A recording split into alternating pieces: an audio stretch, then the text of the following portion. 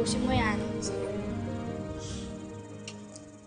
Nagawa mo na bang assignment mo? Buti pa si Dante na yun, no? Nakakapag-aral. Nagkataon lang, anak. Kasi nagbukas yung bagong paaralan dyan sa barangay. Libre naman yun, eh. Nay, ako kaya, kailan kaya ako makakapag-aral ulit? Malay mo. Baka sa susunod, ikaw naman ang makapag-aral. Baka ikaw naman ang malibre sa eskwelahan. Ano yun? Huwag kang kikilos. Dito ka lang. Dito ka lang, anak. Ikaw naman mabahala dyan. Tama na yan! Tama na yan! Hoy! Ano kayo, ha? Ano kayo? Bakit? Ano pa kayo, ha? Lalasing-lasing kayo tapos manggugulo kayo. Alis dito! Alis! Ikaw, anong ginagawa mo? Alis! Nay, mga lasing na naman, no?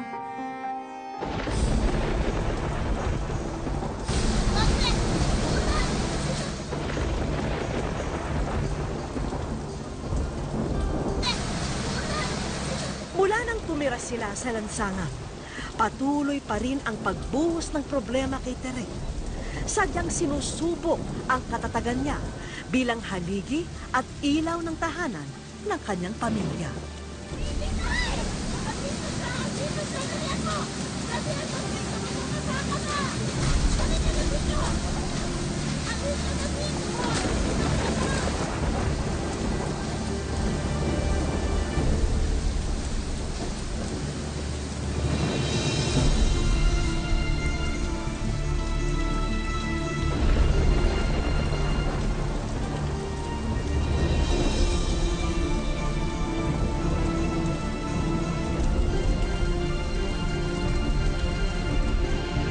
Aling Tere, hypothermia po ang nangyari sa kanya. Masyado po kasi siyang nalamigan. Kinakailangan niyo pong tumigil dito hanggang di po siya nagiging okay.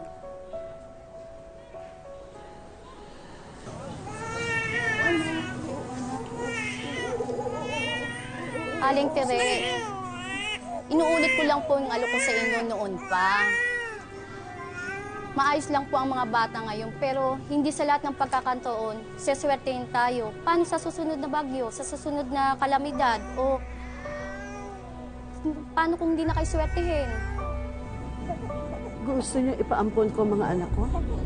Pasensya na po, Aling Tere. Ma'am,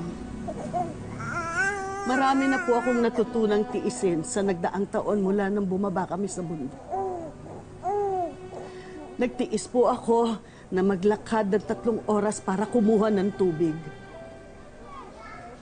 Nagtiis ako maglakad, maghapon sa ilalim ng init ng araw para kumita ng pera pambili ng pagkain ng mga anak ko. Nagtiis kami tumira sa tabi ng kalsada. Tumira kami sa loob ng lumang truck ng basura. Tiniis namin na hinihiya kami. Tiniis namin na pinagtatawanan kami. At madalas nandun kami sa gitna ng gulo. Pero ang hindi ko matitiis at kailanman matututunang tiisin ang mahiwalay sa mga anak ko. Ma'am,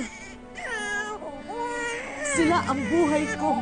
Sila lang ang dahilan ko para mabuhay ako. Maraming salamat na lang po. Pero hindi ko po sila isusuko.